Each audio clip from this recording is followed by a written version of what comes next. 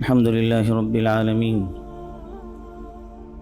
الصلاة والسلام على أشرف الأنبياء والمرسلين، سيدنا ونبينا وحبيبنا وشفيعنا مولانا محمد وعلى آله وصحبه أجمعين. أعوذ بالله من الشيطان الرجيم، بسم الله الرحمن الرحيم. وسارعوا إلى مغفرة من ربكم وجنة عرضها السماوات والأرض أعدت للمتقين. صدق اللہ العظیم. بزرگان محترم، انسان کو اللہ تعالیٰ نے کچھ اس طرح سے بنایا ہے کہ اس کے اندر خیر و شر ہر طرح کا داعیہ ہوتا ہے. انسان کا نفس عموماً اس کو شر کی طرف لے جاتا ہے، تو انسان اپنے دل کو بیدار رکھتے ہوئے اس شر سے بچنے کی کوشش کرتا ہے. اس لیے انسان کے ہاتھوں گناہوں کا صدور ہوتا رہتا ہے. وہ بار بار اچھی باتیں سنتا ہے پھر بھی اس سے گناہ ہوتا ہے. یہ کوئی ایسی بات نہیں ہے جو ہمارے لیے کوئی تعجب کی بات ہو. حضرت صحابہ رضوان اللہ علیہم اجمعین کے تعلق سے آتا ہے کہ وہ فرماتے تھے کہ جب اللہ کے نبی کی مجلس میں ہم ہوتے تھے تو ایسا لگتا تھا کہ فرشتے ملاقات کر رہے ہیں، لیکن جب اللہ کے نبی کی مجلس سے ہم گھر چلے جاتے تھے تو ہم اپنے گھر والوں کے اندر مل گھل جاتے تھے اور جو ہم سے بہت سے ایسی چیزیں سرزد ہو جاتی تھی. ایک صحابی نے آ کر اللہ کے نبی سے اس کی شکایت کی تو اللہ کے نبی صلی اللہ علیہ وسلم نے فرمایا یہ وقت کی باتیں ہوتی ہیں، یہ اس طرح سے اگر تم وہی کیفیت تمہاری باقی رہے تو پھر تم سے ملائکہ مصافحہ کرنے لگ جائیں. اسی لیے تذکیر کی ضرورت ہے. بار بار آدمی اللہ کی دین کی باتیں اسی لیے سنتا رہے، اس کو بھول ہو جاتی ہے. سننے کے بعد کچھ دیر کے بعد وہ بھول جاتا ہے، لیکن جب وہ بار بار دین کی باتوں کو سنتا ہے، اللہ اور اس کے رسول کے احکامات اس کے سامنے آتے ہیں، اسے تذکیر ہوتی رہتی ہے، یاد دہانی ہوتی رہتی ہے، اور پھر وہ اپنی اچھی باتوں پر قائم رہتا ہے. اس لیے انسان سے گناہوں کا سرزد ہونا وقتاً فوقتاً بہت ممکن ہے، لیکن ایسا نہیں کہ گناہ ہو جائے اور بندہ توبہ نہ کرے. حدیث میں آیا ہے کہ خیر الخطائین التوابون، اچھے خطا کرنے والے، غلطی کرنے والوں میں اچھے لوگ وہ ہیں جو توبہ کرنے والے ہوتے ہیں. اس لیے بندے کو اپنے گناہوں سے استغفار کرتے رہنا چاہیے، توبہ اللہ سے کرتے رہنی چاہیے، معافی اللہ سے، اپنے گناہوں کی بخشش اللہ سے مانگتے رہنی چاہیے. گناہ ہونے کے بعد آدمی کی کوشش یہ ہونی چاہیے کہ وہ فوراً اس گناہ سے ہٹ جائے. توبہ کے سلسلے میں بتلایا کہ کچھ شرائط ہیں، اس کے گناہوں کی بخشش کے کچھ شرائط ہیں. سب سے پہلی بات یہ ہے کہ پہلے اس کام کو چھوڑ دے جس کام کو وہ کر رہا ہے جو اللہ کی ناراضگی کا ہے، جو اللہ کے غضب کو دعوت دینے والا عمل ہے، جو اللہ کی معصیت کا کام اس سے سرزد ہو رہا ہے، اس سے وہ ہٹ جائے، رک جائے، اور پھر اللہ سے جو ہے متوجہ ہو جائے اللہ کی طرف، اور حق تعالیٰ سے متوجہ ہو کر اپنے گناہوں کی معافی اس طرح سے طلب کرے کہ اس کو اپنے گناہ اور اپنی غلطی پر شرمندگی بھی ہو، اس کو احساس ہو جائے دل میں کہ مجھ سے بہت بڑی غلطی ہوئی ہے.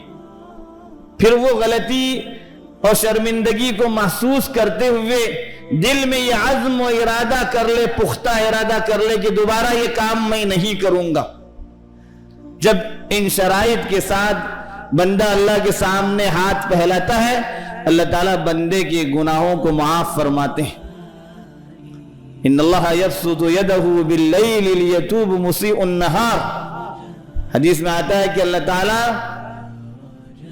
رات کے وقت اپنے ہاتھوں کو پھیلاتے ہیں، انتظار میں رہتے ہیں تاکہ دن میں گناہ کرنے والا مجھ سے آ کر معافی طلب کرے. दिन के वक्त अल्लाह तबारक व तआला हाथ फैलाए रहते हैं, इंतजार में रहते हैं हक़ तआला कि मेरा बंदा जिससे रात में कोई गलती सरजद हुई थी, गुनाह हुआ था, वो मुझसे आके माफी मांगी। अल्लाह की ज़ात बहुत करीम। चुनांचे इस्तिग़फ़ार का कसरत से कुरान पाक के अंदर हुक्म दिया गया। अंबिया अलैहिस्सलाम के ताल्लुक से भी कुरान के अंदर नकल किया गया कि वो भी अल्लाह से इस्तिग़फ़ार किया करते थे, माफी तलब किया करते थे, हालांकि उनसे तो कोई गुनाह सरजद ही नहीं होता था। अंबिया अलैहिस्सलाम के ताल्लुक से हमें यह अकीदा सिखाया गया कि वो मासूम है, अल्लाह ने उनकी हिफाजत फरमाई है, लेकिन इसके बावजूद भी वो गुनाहों से माफी अल्लाह से तलब करते थे। सय्यदुल अंबिया खातमुन नबिय्यीन इमामुल अंबिया सरकार दो आलम सल्लल्लाहु अलैहि वसल्लम के मुताल्लिक आता है कि दिन में 100 दफा इस्तिग़फ़ार किया करते थे। क्या जरूरत थी अल्लाह के नबी सल्लल्लाहु अलैहि वसल्लम को इस्तिग़फ़ार करने की? नऊज़ुबिल्लाह नऊज़ुबिल्लाह, अल्लाह के नबी सल्लल्लाहु अलैहि वसल्लम से कोई ऐसा अमल सरजद हो ही नहीं सकता जिसे हम गुनाह कह लें, खता कह लें, गलती कह लें, नहीं हो सकता। लेकिन इसके बावजूद भी अल्लाह के नबी सल्लल्लाहु अलैहि वसल्लम ने इस्तिग़फ़ार को इतनी कसरत से अपना मामूल बनाया ताकि उम्मत के अफराद को इस्तिग़फ़ार की अहमियत का पता हो, अंदाजा हो जाए कि जब नबी दिन में 100 दफा मग़फ़िरत अल्लाह से मांगते रहे, अपनी माफी अल्लाह से तलब करते रहे, अपने गुनाहों की बख्शिश तलब करते रहते हैं, तो एक उम्मती के लिए कितना ज्यादा जरूरी है। और इस्तिग़फ़ार के फवाइद जो बयान किए गए, एक तो फायदा सीधे आदमी को यह होगा कि जब वो सच्चे दिल से अल्लाह से अपने गुनाहों की बख्शिश और माफी तलब करेगा, अल्लाह ताला उसके गुनाहों को माफ कर देंगे, उसके गुनाहों को बख्श देंगे, उसके गुनाहों को धुल देंगे। ये अल्लाह का वादा है कि अल्लाह इंतजार में रहता है बंदों के गुनाहों की माफी के। वो माफी मुझसे तलब करे तो मैं उनसे माफ करूं। इसलिए सबसे पहला फायदा दुनिया व आखिरत का बंदे को इस्तिग़फ़ार का यह होता है कि अल्लाह ताला उसके गुनाहों को माफ कर देते हैं। उस पर जो सजा उसको होनी चाहिए थी, उस सजा को उस पर से हटा दिया जाता है। और दुनिया के अंदर एक फायदा यह भी है कि जब बंदा इस्तिग़फ़ार करता है, अल्लाह से अपने गुनाहों की बख्शिश और माफी तलब करते रहता है, अल्लाह ताला उन पर आने वाले अज़ाबात को उठा देते। उन पर जो अजाब आने वाला होता है, उस अजाब को अल्लाह ताला बंदों के इस्तिग़फ़ार के नतीजे में हटा देते हैं, दूर कर देते हैं। दूसरे कौमों के साथ, पुराने अंबिया अलैहिस्सलाम की कौमों के साथ ये मामला हुआ और अल्लाह के नबी सल्लल्लाहु अलैहि वसल्लम ने खबर भी दी। इसलिए बंदों को इस्तिग़फ़ार का एक फायदा ये भी है। एक फायदा बंदों को ये है कि बंदा जब अल्लाह से कसरत से इस्तिग़फ़ार करता है, माफी तलब करता रहता है, मग़फ़िरत चाहते रहता है, तो अल्लाह तबारक व तआला उसके लिए बड़े इनामात से नवाजते हैं। मन लज़िमल इस्तिग़फ़ार, हदीस में आया कि अल्लाह के नबी फरमाते हैं, जिसने इस्तिग़फ़ार को लाजिम किया अपने लिए, पाबंदी से इस्तिग़फ़ार कसरत से पढ़ता रहा, जअलल्लाहु लहू मिन कुल्लि हम्मिन फ़रजा, हर परेशानी तकलीफ जो थी अल्लाह उसके लिए राहें खोल देते। जअलल्लाहु लहू मिन कुल्लि हम्मिन फ़रजा व मिन कुल्लि ज़ीक़िन मख़रजा व रज़क़हू मिन हैसु ला यहतसिब। परेशानी, तकलीफ, मुसीबत में घिरा हुआ है, अल्लाह ताला उस परेशानी से उसको निकाल देते हैं इसके इस्तिग़फ़ार के सबब से। उसकी मुसीबतों को, उसके आजमाइशों को दूर कर देते हैं। ये अल्लाह के नबी के बताए हुए अल्फाज। और वरज़क़हू मिन हैसु ला यहतसिब, ऐसी जगहों से अल्लाह ताला उसके लिए रोजी का इंतजाम फरमाते हैं कि आदमी के वहम गुमान भी नहीं हो सकता। ये दुनिया के अंदर फौरी मिलने वाले फवाइद हैं इंसान को इस्तिग़फ़ार की कसरत के नतीजे में। आदमी चलते फिरते उससे गुनाह हो जाते हैं। कितने अल्लाह के हुक्मों को हम तोड़ते रहते हैं। सुबह उठने के बाद से शाम रात आराम करने तक हम अपना अगर जायजा ले ले कि आज सुबह उठने के बाद से अब रात आई, मैं अभी सोने के लिए बिस्तर पर जा रहा हूं, कितनी मैंने गलतियां की हैं, कितने गुनाह मुझसे सरजद हुए हैं, कितने हुक्मों को मैंने तोड़ा है, اللہ کے کتنے حکموں کو پامال کیا، بندوں کے کتنے حقوق کے اندر میں نے ناانصافی کی ہے۔ بندوں کا جو معاملہ ہے تو بندوں سے معافی ضروری ہے، وہ تو معاف ایسے بھی نہیں ہوں گے۔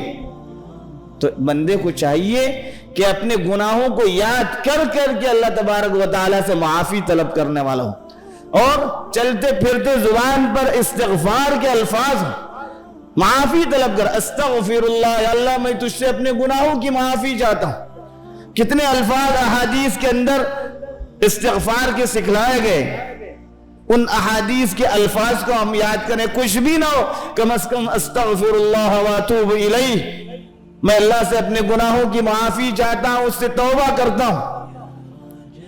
اور سب سے اہم تو سید الاستغفار سکھایا گیا، جس کو سید الاستغفار حدیث کے اندر فرمایا گیا، بخاری شریف کی روایت ہے کہ جس نے صبح کے وقت دن میں سید الاستغفار کو پڑھا پورے یقین کے ساتھ، اور رات میں اگر اس کا انتقال ہو گیا تو جنت میں جائے گا، اور جس نے رات میں پڑھا پورے یقین کے ساتھ صبح کے اندر اس کا انتقال ہوا تو پھر وہ جنت میں جائے گا۔ سید الاستغفار یہاں جو ہے اذکار کے صبح شام کے اذکار میں لکھا ہوا ہے، ہمیں پابندی کرنی چاہیے۔ جو مشکلات، جو پریشانیاں، جو تکلیفیں، جو مصیبتیں، جو آفتیں، جو آزمائشیں، یہ سب اس کا مداوا یا تو اللہ کے نبی پر درود ہے یا پھر استغفار، اس کا ہم کثرت سے اہتمام کرنے والے ہوں۔ چلتے پھرتے جو ہم اس کا اہتمام رکھیں۔ اہل اللہ کے نزدیک تو معمول ہوتا تھا کہ وہ اپنے لوگوں کو ایک تسبیح یعنی 100 مرتبہ استغفار صبح کے وقت، 100 مرتبہ استغفار شام کے وقت، اس کا معمول بتاتے تھے۔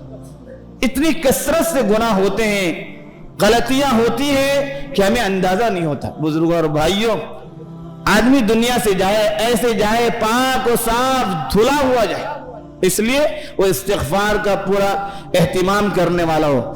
اور استغفار کے لیے اگرچہ کچھ اوقات بیان کیے گئے، عبادات کے بعد استغفار کا حکم دیا گیا۔ عجیب و غریب بات، نماز کے بعد 3 مرتبہ استغفار پڑھے جاتے ہیں، اور پڑھنے کا حکم بھی ہے۔ جو کوتاہیاں ہم سے ہوئی ہیں، جس طرح سے نماز پڑھنی چاہیے تھی ہم سے نہیں ہو سکا، بندہ اقرار کر رہا ہے ہم سے نہیں ہو سکا، تو اللہ سے معافی طلب کرتا ہے استغفار کے ذریعے۔ اللہ کے نبی نے یہ سکھایا۔ عبادات کے بعد استغفار، اس کے اندر جو کوتاہیاں ہوتی ہیں ان کوتاہیوں سے معافی طلب کر رہا ہے۔ مجلس کا اختتام ہو رہا ہے، مجلس کے اختتام پر بھی دعا سکھائی گئی، سبحان اللہ وبحمدہ سبحانک اللہم اشہد ان لا الہ الا انت استغفرک واتوب الیک، یہ دعا سکھائی گئی۔ اس میں بھی استغفار کہ اس کے اندر بھی کچھ کوتاہیاں ہم سے ہوئی ہیں۔ اسی طرح سے رات کا وقت ہوتا ہے، رات کا آخری پہر اللہ کی طرف سے حکم دیا گیا، اس کے اندر استغفار کا معمول بنایا جائے۔ وَبِالْأَسْحَارِ هُمْ يَسْتَغْفِرُونَ، اللہ کے نیک بندوں کے متعلق اللہ نے فرمایا وہ سحری کے وقت اٹھ کر اللہ سے اپنے گناہوں کی بخشش و معافی طلب کرتے، استغفار کرتے۔ اسی طرح سے عمر جیسے جیسے آدمی کی بڑھتی جائے وہ قبر کے قریب جاتا رہتا ہے۔ یہ نہیں کہ وہ دنیا کے قریب ہے، وہ اللہ کے قریب، قبر کے قریب جا رہا ہے، موت کے قریب جا رہا ہے۔ اس کو سب سے زیادہ اس کا اہتمام کرنا چاہیے اپنی زندگی کا۔ جیسے جیسے معاملہ بڑھتے جائے ویسے ویسے اس کے اندر استغفار کی، گناہوں کی معافی کی، بخشش کی اللہ سے دعائیں کرتا رہیں۔ یہ اس قدر ضروری ہے کہ ہم اندازہ نہیں لگا سکتے کہ کیا ہم سے گناہ ہو رہے ہیں۔ 5-10 منٹ کے اندر ہم کسی سے بات کر رہے ہوتے، جو بات کرنے کا ہمارا انداز ہوتا ہے، جو طریقہ کار ہوتا ہے، جو لوگوں سے ملنے کا ہوتا ہے، اس میں ہم سے کتنی کوتاہی ہوئی۔ استنجا کر کے باہر آ رہے، اللہ کے نبی نے دعا سکھائی، غفرانک، کہ اللہ میرے گناہوں کو بخش دے، تو معاف۔ وہاں کون گناہ کرنے گیا تھا؟ لیکن وہ گندی جگہ تھی، وہاں شیاطین و جنات رہتے تھے خبیث قسم کے، وہاں ہم اللہ کا ذکر نہیں کر سکے تھے۔ یہ کوتاہی ہم سے ہوئی، اللہ کے ذکر نہیں ہو سکا۔ اب باہر آنے کے بعد اللہ سے معافی طلب کی جا رہی ہے اور استغفار کیا جا رہا ہے۔ بزرگوں اور بھائیوں، ہمیں ان باتوں کا اہتمام کرنے کی ضرورت ہے تاکہ استغفار کے ذریعے دنیاوی فوائد بھی ہوں اور اس سے بڑھ کر اخروی فوائد، گناہوں کی بخشش ہمیں حاصل ہو جائے، اللہ کی رحمت نصیب ہو جائے۔ اللہ تعالی ہمیں ان باتوں پر عمل کرنے کی توفیق عطا فرمائے۔